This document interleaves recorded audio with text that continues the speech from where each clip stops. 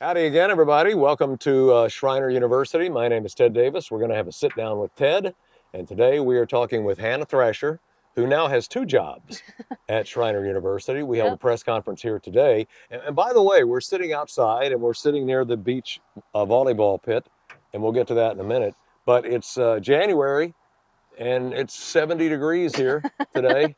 And in 2 days, the Yep. Stormageddon's getting here. So we're glad to be outside Yes, today. definitely. You've been the assistant coach at Schreiner for volleyball Yes. for the last 4 years. Yes. Now you take on a new role as the head coach of the beach volleyball that'll be coming to Yes. Schreiner. How did that come about?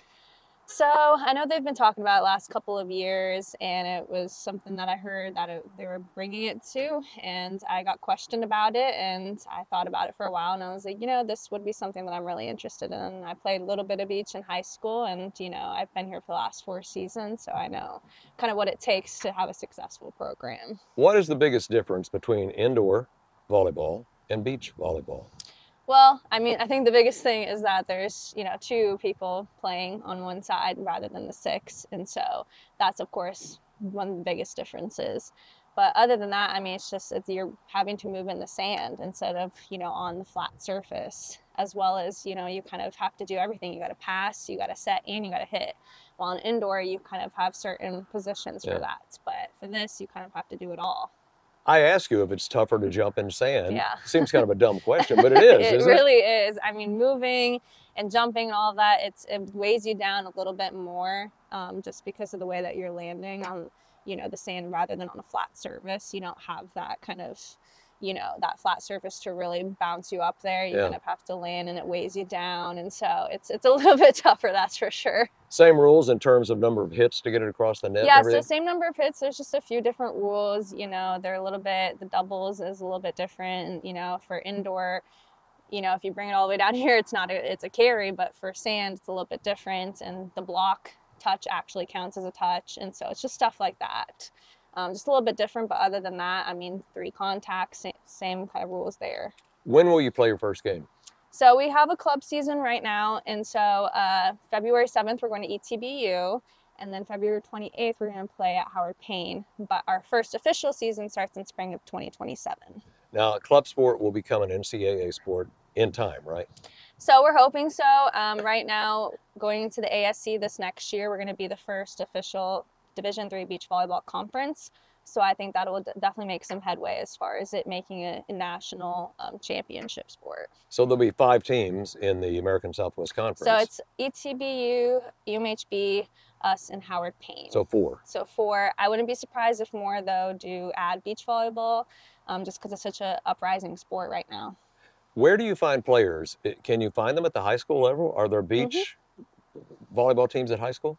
So high school in Texas, it's more at the club level. So there's a bunch of clubs in San Antonio and Austin and, Dallas, the big cities, of course.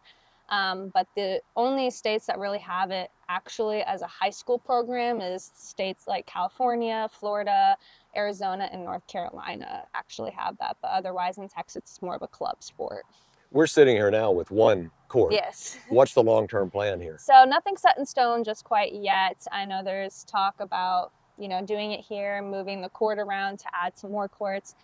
Minimum, though, we'll have 3 courts. It'd be great to have 4, but minimum will be 3. And we're just kind of seeing what the plan is for that. I kind of have a feeling that over here is the trailhead. Yes. And that's a very popular place on campus. It is. So I think if you get some good weather and you get the team out here and you get the students out here, this could be a fun atmosphere. I think so. The community loves to come to Trailhead, the different events that we have there. And so it would be definitely fun to have it here, definitely bring some people out. And so I think it'd be really nice to have it here. But, like I said, we're still talking about what the plan is. Talking to Hannah Thresher, she is the new volleyball coach for the beach volleyball team, assistant on the volleyball team under Jeremiah Tiffin. I want to talk more about that later, but tell me about yourself. Where'd you grow up? So I'm from Florida. I'm from Boynton Beach, Florida, down in the West Palm area. Did you play beach on the beach there? I played a little bit, Okay. mostly during club and all of that. All right. I played at some tournaments here and there. But as far as college, I went to North Carolina Wesleyan, and I played indoor there for 4 years. And And then I just kind of moved out here, had some family out here, and kind of that's how I got set here, was just going through a coaching change. And I decided just to see if they were looking for an assistant coach. So how does a Florida girl like Texas now? I was never kind of a Florida person, Okay. as far as like just personality and stuff like that. But I love it here in Texas. I've visited here, of course, many times because I have family here, and I've always enjoyed it since coming out here. When you were in college playing, is that where you got the idea to coach, or how did that come about? I wasn't sure what I was going to do necessarily. I started coaching club volleyball when I was in college, and I really enjoyed that, but I wasn't sure how I wanted to really do it at the collegiate level. And so I graduated during COVID, actually. And so that was tough, just trying to figure out what to do there. Yeah, we all were. Yeah, exactly. And so that was a little tough, having to go back to Florida and just figure things out. And I continued to coach there, high school and club volleyball. And that's when I just really fell more in love with it. And that's when I kind of knew that I wanted to do it. How did you find out about the Schreiner job, the assistant coach's job? So I was already moving to Kerrville. I had family in the area. I was getting out of Florida, and I was just looking at different schools. And I knew Schreiner was in Kerrville because my family, my aunt and uncles have been here for a while. And so I knew about it. I was like, let me just see, as far as coaching wise. And that's when I saw that the old coach was leaving and they were hiring for a new coach. And that's when I just decided to see if they were looking for an assistant coach or not. They hired Jeremiah Tiffin.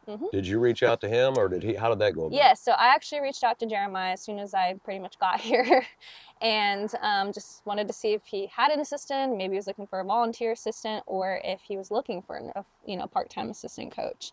And that's when he asked me to come out for an interview, and I went out there, and that's all I got. Now, on to what you guys have done with this program. It's really remarkable, because the year before Hannah and Jeremiah Tiffin got here, the team won 4 games. They weren't good. So the next year you win 11. Yep. The next year you win 20. Yeah. And then I remember that next year you went back a little bit in terms of the wins. Dip. But I was talking to Jeremiah Tiffin. He actually thought you had better talent on that team than the 20-win team.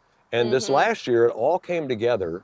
Yep. And the Mountaineers had 24 wins, school record. Yep. Made it to the championship game of the SCAC tournament. Took Colorado College right down to the nub in 5 sets. Had a great chance to win it. But that's got to be satisfying to go from 4 wins to 24. Yeah, I mean, it was a long few years, that second year when we got those 20 wins, it was very surprising for us.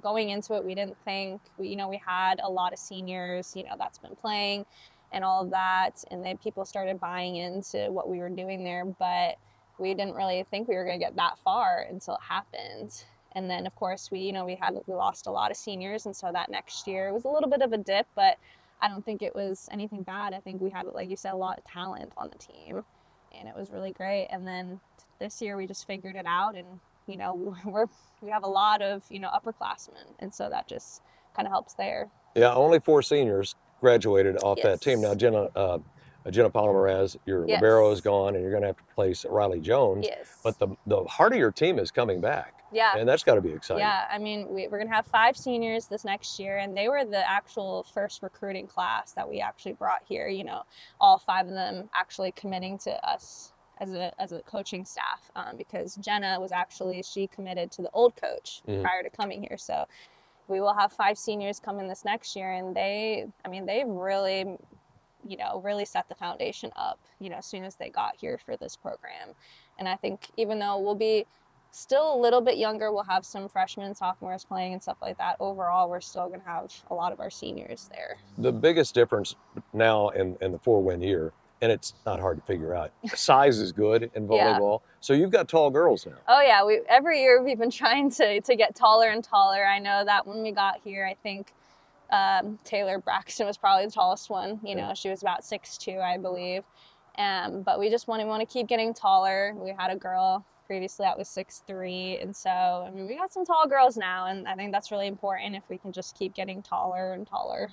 It's got to be gratifying to see players buy in too, right? I mean, those players in the year you kind of took that step back, it all came together for them. Was there a moment where you and Jeremiah were going, okay, they're figuring this out? I mean, it was a tough season, just trying to figure things out and, kind of coming together as a team. And there was a lot of talks we had with them. And then, going into this next year, we had some changes we had to make as far as us coaching. A lot of the girls gave us a amount of feedback of what we wanted to do for this next season. And that's when we just started to figure things out as a group.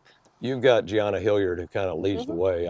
I've interviewed her every year Yeah. since she's been here, and she's going into her senior year. Yeah. She is a powerful player. Oh yeah, she's great. We love Gianna. I mean, not only as a player but as a person. I mean, she does so much on campus. Like she's always moving, doing something, and yeah, she was a really big part of our group here. Before the season started, I did an interview with Jeremiah Tiffin, Mm-hmm. and he said, "Watch Harley Gillespie." He said Yes. she is going to be much